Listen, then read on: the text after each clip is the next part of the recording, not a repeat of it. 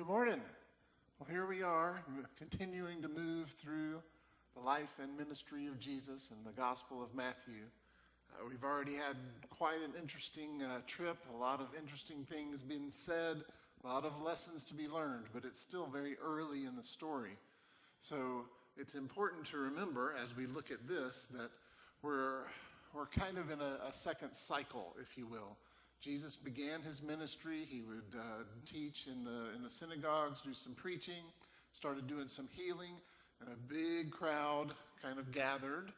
And that prompted him to kind of draw his disciples aside, take them up on the mount, and teach them about what discipleship really was all about.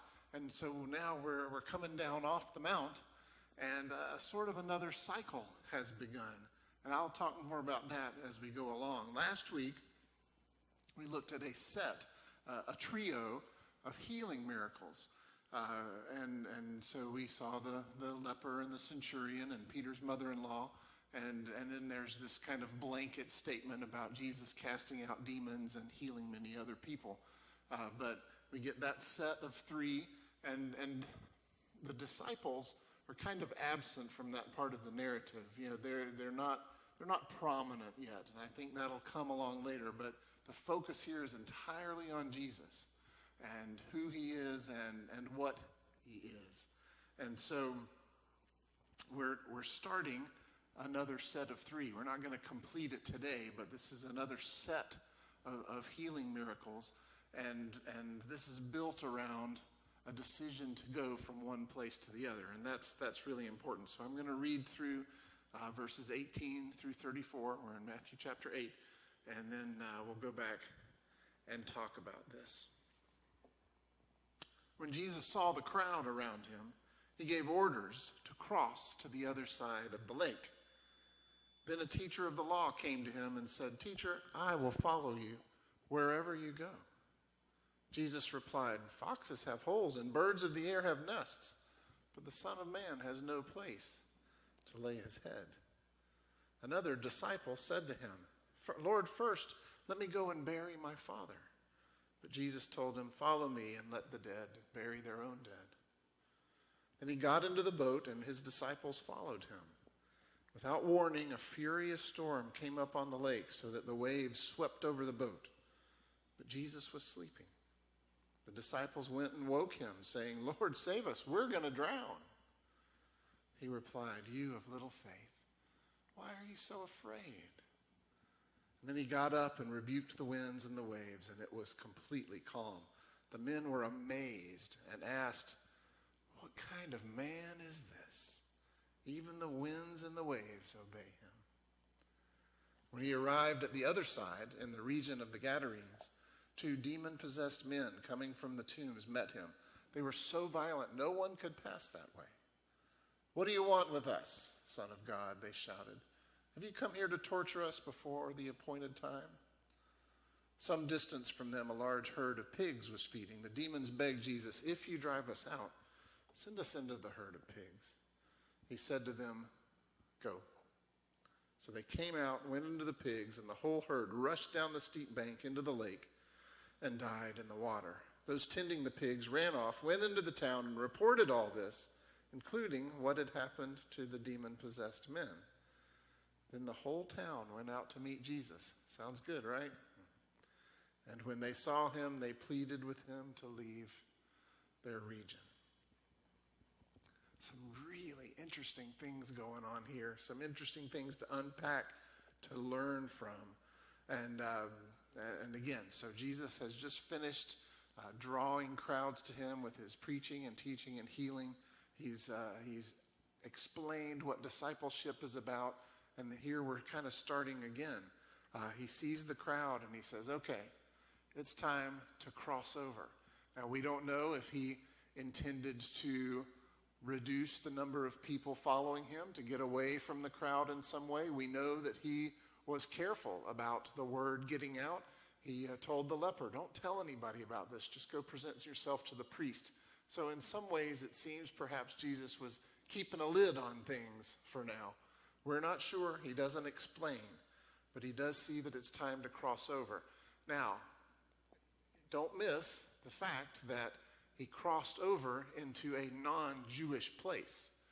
They were leaving Israel and moving into an area that was Gentile.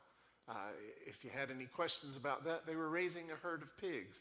Jews didn't do things like that. It was completely against all of their laws of how food was prepared and what they could and couldn't eat. And so he says, it's time to go across the lake. And then all these things happen on the way there. There's so many great stories that happen on the way from one place to another. So we know these all go together because he hasn't arrived at his destination yet. They are en route, so to speak. And I think that's very important. So we're meant to see these together. Okay? So on the way to where he wants to go, on the way to the other side, we start learning about discipleship. Not from Jesus sitting down and explaining things, but from these brief encounters. And these are often misunderstood. I'm going to do my best to help us see what was going on here and to make sense of them. So the first guy, and apparently Jesus is on the way, right? Maybe heading towards the boat. But he's passing through some people and having these encounters on the way. And so the first one, a teacher of the law. Now, this is pretty big. This is someone who specialized in the scriptures.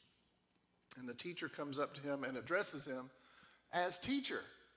What does that mean? Well, he doesn't come up and address him as Lord, does he? This was not a guy who had quite bought in. He didn't believe in Jesus. He saw him as a rabbi, maybe a rabbi who could draw a crowd, maybe a rabbi with some authority or some skills.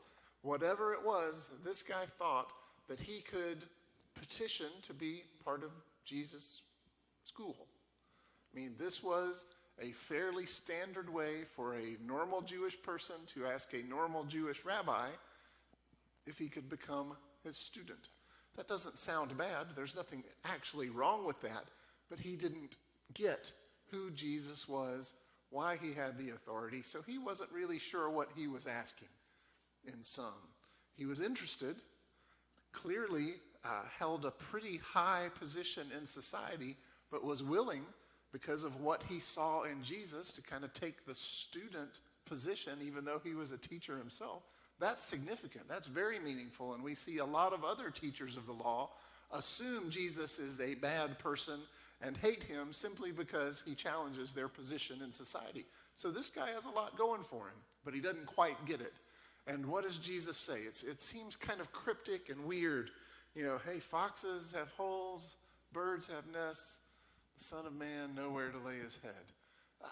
So maybe the teacher of the law reacted as many of us have over the years and just thought, what is that supposed to mean? Well, here's what I think it means. See, remember who Jesus is. We keep coming back to that, don't we? Remember, this is the Lord of all creation. You know, Jesus was a part of everything that was made. And this is his world, and these are his children, his creations, his people. And yet, birds have more possessions than he does. Foxes have safer places to spend the night than Jesus does. You see? And so in a way, he's letting that guy and everybody else who read this to follow. You know, you don't know what you're asking, because when you follow me, you're signing on to a world where everything is completely upside down, completely opposite of how it should be, right? Who should have the best place? Who should have the most safety and security possible? Well, Jesus, yeah, but how is it? It's flipped upside down. And that was just in that one statement, he captures the nature of the kingdom of God, where the first are last and the last are first. And you have to let go of things to keep them. It's all backwards. The most powerful and person to walk the earth is the one with the least of possessions. So he was just letting that guy know, if the guy had ears to hear, that what you're signing on for is where you, in a prestigious position, will have nothing. We're not talking about something where it works like normal society, where it's predictable like you expect. And he wanted him and us to know that that's kind of how discipleship rolls. Everything is kind of upside down from typical society. And so then, and it's so interesting how this is said. So we get it, then a teacher of the law and another disciple. See, it uses that word. So the first guy was interested, but not a believer in Jesus. He didn't address Jesus as Lord. But this guy's described as a disciple. So some would contend that the only people that we would really consider disciples were the people Jesus called. Hey, come follow me, right? And we know for 100% sure those guys were disciples. What's hard to tell is whether or not there were others who chose Jesus. We don't know if he could have called some that didn't become part of the 12 and so weren't named. We don't know that part. So again, it depends on who you read and where you read it. But so disciples could have been people who picked Jesus, and it could only be people who had been called by Jesus. And I'm admitting I don't know which this is, but this guy was someone who was on the inside, not on the outside. He got it. So either Jesus had met him and called him, or this guy had already placed his trust in Jesus, was a believer, and had chosen to be a follower. This we know. One of those two things is true. And so this guy comes up and he's like, I just need to bury my father. And think how reasonable that request is. I mean, it was Jewish law. You had a certain amount of time to get this done, and there were very strict rules. And nobody would say, well, just bend the rules. And Jesus, of course, he was about fulfilling the law, wasn't he? And I mean, who would look at a grieving son and who says, I just need to finish this, and I'm with you. I mean, he wasn't asking for indefinite leave. He wasn't wanting to stall or, it was perfectly reasonable. And Jesus' response, people have tried to explain it away or say it was a metaphor or whatever. Here's what I think is going on here. I don't think he was being mean to this guy. He wasn't being brusque. I think he was just trying to point out. He was teaching that guy and everybody to follow, everybody who was there, everybody who ever heard about it or read about it, including us. He wanted them to know, listen, there are lots of important things in life. This has to be the absolute most important thing. Nothing can come above your commitment to following me. That's the message here. It's pretty simple and straightforward. I don't think we need to make that into something that it's not. Let the dead bury their own dead. Maybe that has something to do with the spiritually dead. I think it just means this is about priorities. Nothing is more important. And then, so, we get, then a teacher. Jesus replied. The disciple said to him, then. So this is pretty quick hitting. So again, he could have just been walking from, okay, it's time for us to go. And then on the way to the boat, these things happened. They get into the boat, and his disciples followed him. How big was the boat? How many disciples? We don't know. If they were clear about this, we would know the answer to my earlier question. Was it just James and John, Peter and Andrew, or were there more? We don't know. It's very frustrating. So the disciples, whoever they were at that time, or with him, seems like it was probably a small boat. Jesus didn't have a big budget. But it was big enough that there was space for him to lay down and sleep. So he's finally resting after all the work he's done on behalf of other people. And this furious storm comes up. Classic story. We've seen this before. We love talking about this. And the disciples, probably fret a little bit and then think, we've got to wake him up. We're going to die. They wake him up, save us. We're going to drown. And he's looking at them like, did you forget who you're with? What? And he looks at them and just says, you of little faith. Why were you afraid? That's a powerful statement. And I think the teaching there went way beyond that moment. I really do. I don't think that Jesus was only teaching them in that moment, because it's such a powerful lesson for everybody to follow. Probably more so because we're able to kind of take it in better. Why are you so afraid? He gets up, rebukes the wind and the waves. It's calm. Boy, don't you wish you had gotten to see that. And this is where we see where the disciples are and how much they need to learn. I mean, again, at the very least, this includes some guys who stood up and walked away from their family business, from dads, from livings, from careers, from possessions, and just followed Jesus just because he said, come follow me. So they got something about him, but here they're looking at each other like, what kind of man is this? Isn't that a weird thing for someone to say when they have left everything to follow him? Didn't they have some inkling that he was special? But apparently not all the ink, because they were baffled. They were astonished by this.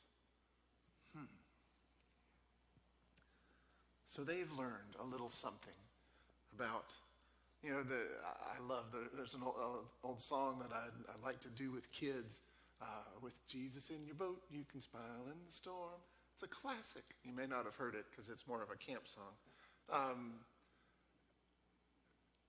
Don't we know that when Jesus is with us, we're okay?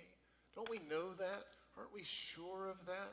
Do we find ourselves thinking, goodness, I'm just going down and overlooking the fact that Jesus is with us? Do we do that? Do we ever just think, wow, what kind of guy is this? I hope we're not surprised by Jesus' power and authority. We have a little bit of an advantage over these guys who were just getting to know him. But I don't know, I just wonder. And so then they arrive. So again, that was all en route. That was on the way to his destination. Definitely some learning about what it means to be a disciple. We clearly see that guys who believed in him could have little faith, could have struggle. That's very clear to me. They could have times when they didn't fully understand Jesus or weren't sure that he could do certain things. But we know what it means to struggle with fear despite being people of faith. And so I think we also know that you can be a disciple and have little faith and have times when you don't claim the things that we know are true in our hearts. I think that probably happens to us. So again, they didn't forget Jesus was with them. They just forgot who Jesus was. They lost touch with his power, with his authority, with the facts of his mission. He wasn't done yet. There was no way anything was happening to him. Anyway, they knew he was there. They just didn't realize what that meant for them. So, anyway, they arrive. All that was on the way. And they encounter these guys who are demon-possessed. And I think I've never really caught this part before. They were so violent, no one could pass that way. Like, they were the stop. You couldn't use that path. You couldn't get by. You couldn't find out what was beyond that. I think that's really important. I'll circle back on that a little bit later.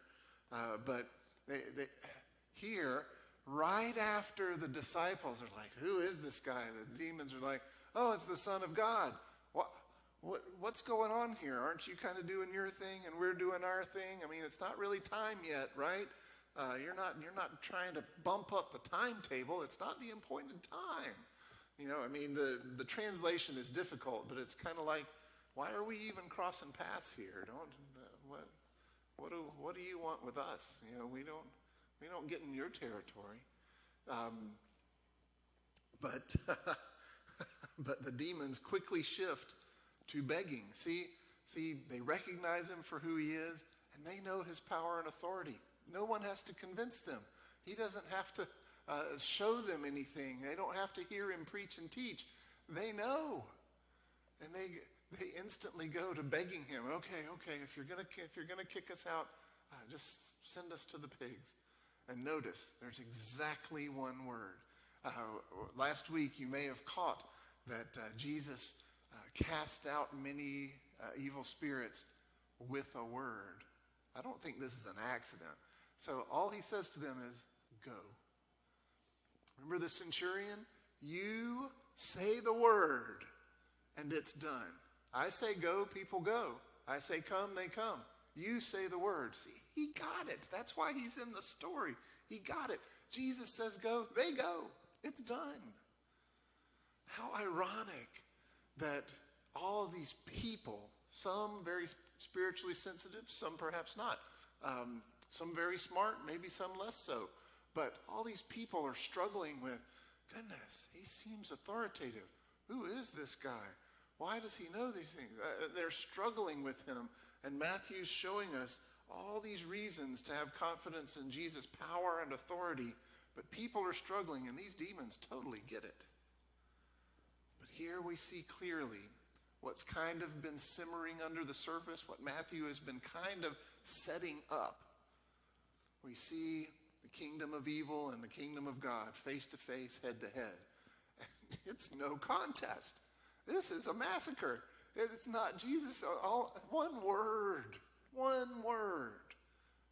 So I think I'm pretty safe in saying Matthew wanted us to hear this story and walk away sure that Jesus' power triumphs over the powers of evil. I mean, it's just clear cut. There's not like struggle. They're not working at it. It's just a word and it's done. And that's really what we're talking about. You know, we make much of spiritual warfare, but, you know, it shouldn't really even be a contest. We have to deal with a lot of the influence and impact of evil, but nothing in that kingdom can withstand the power of God. It's just, it can't. With a word, he cast them out. The pigs rushed down the bank and die in the lake. That was, you know, it was an economic issue. So the guys run back. I love how it says, they told the people everything, including what happened to the demon-possessed men. See, it's just like, they're kind of overlooked in this story because Matthew's not telling us a story about demon-possessed men. He's telling us a story about Jesus and Jesus' power and authority. It's all about how the story's told. In other gospels, you might see it a little differently, right? Because they're going for different points and have different things to emphasize. All we see here is Jesus and the demons. And Jesus wins in a landslide, and the rest is just kind of what happens afterwards. So the people, they reported all this, including what happened to the men. And then the whole town comes out. And it seems like we're getting another cycle, right? Every time Jesus does amazing stuff, the crowd comes out. They want to hear. They want to know. They want people to be healed. These folks come out and they're like, can you just leave this area? Go somewhere else maybe?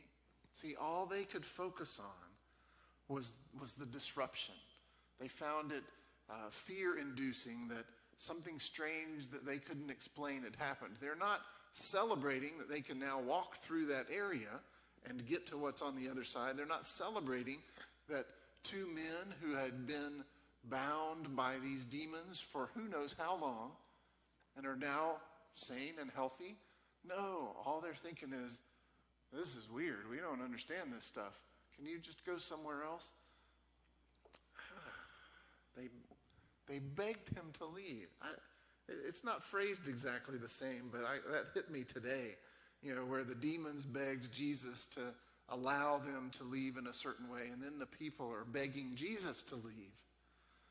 That parallel just really struck me.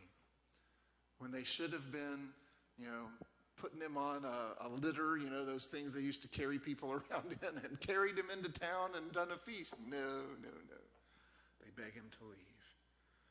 And so, again, this whole section, we're going to, next time we're together, we'll look at the whole sweep of these different miracles and how those all go together. But this was the journey from when he said we need to go to the other side to getting there and what happened at the other side. And I think it's clear if we didn't see the theme and the emphasis coming out of the Sermon on the Mount, than we see it now. This is a story of Jesus and his power and authority. There's just no questioning what's going on here, that he's saying, hey, if you're going to follow me, you have to be ready for your whole world to be turned upside down. If you're going to follow me, the following has to be your number one priority. It's not for the faint of heart. And then we see disciples kind of stumbling on the idea of faith and what it means to have Jesus with you. And we see an incredible display of spiritual power. I mean, these are demons that no human power could remove. And it took him a word. So I think we're picking up what Matthew's laying down here. And I can't help but wonder. I mean, the story is what it is, and it's there for us to marvel at. But I can't help but wonder if some of what Matthew's helping us focus on was important to the church in the time he was writing this. Because remember, Jesus had already ascended, the church was exploding, there were all kinds of great things happening, but there was also some serious oppression, wasn't there? And then there was the struggle with, is it okay to talk to people who aren't Jews? Can they be Christians? You know, not that that word existed at that point, but it doesn't matter. So what was Matthew trying to teach his church? I found myself wondering that. If Matthew was writing this with people in mind, with situations in mind, kind of thinking, you know, what do I want to draw out of the incredible story of Jesus for these people in this time? Is it possible? I think it's more than possible. It seems very likely. Doesn't every author have an audience in mind? Doesn't everybody kind of think, oh, this is something that somebody needs to hear? I think that's why people write in the first place. So he's clearly showing people misunderstood Jesus, but demons did not. And he's showing us Jesus had the power and was trustworthy in that sense. He showed us the disciples kind of faltering in that belief despite being faithful followers and not really getting how safe they were. Is it possible? Is it possible that Matthew was writing this about the journey of the church? The journey of the church from the safe confines, I don't know how safe they were literally, but familiar confines of Judaism, across the lake into Gentile territory, spreading the gospel beyond where they had been before.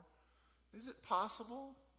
Is it possible there were some people who were kind of like, I don't know, got some things I need to take care of before I take that trip?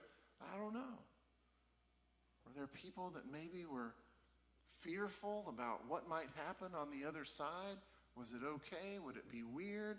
Would they be welcomed or asked to leave? And I can't help but think that Matthew was letting them know, hey, listen, there might be storms. I mean, think how often we've used that in a metaphorical way. Surely we didn't invent that idea. Is it possible that Matthew was saying, look, we're on a journey. We're following Jesus. He says to go to the other side. There's going to be storms. It's going to happen. But Jesus is with us. So what do we have to worry about, really? Are we going to let fear creep in when Jesus is with us? Do we want him looking at us and saying, why were you afraid, O ye of little faith? And I wonder if he was just showing, hey, you get Jesus into these areas. It doesn't matter that you think of them as weird, pagan, unbelievers. Jesus wins these battles. Jesus versus evil, that's a wipeout. But this brought restoration to these guys. And yes, there might be opposition from people who would just rather keep things the way they are and don't want you to stay around. That's going to happen. So I think, I'm reading this and I'm like, this is definitely a parable for Matthew's church. How could it not be? How could they not see this as the story of a journey? And maybe maybe that's our story too. Maybe Matthew was a bit of a preacher himself and saw a great illustration and made sure that he focused it correctly and set it up so that he and whoever else read it to a congregation, whoever heard that story, could see in themselves their own journey and the journey of their church. Because we're on a journey too. We're in some very unfamiliar territory, aren't we? We got into the boat back in March, and we don't know where the other side is. We're not like crossing over to reach out to the Gentiles. We're trying to find what church is on the other side of coronavirus. Are there going to be storms? Have there already been storms? We've had some literal ones, but have there been things that made us feel fearful? Yes, there have. Are there things that make us wonder if we should even be together here?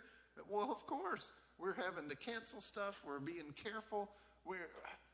And still, we get these reports of record numbers of infections. Schools start meeting back, and in a week, so many people have COVID-19 that they have to quit. That happened at UNC. I grew up being a Tar Heel fan. I'm so proud. Notre Dame, all of my alma maters too.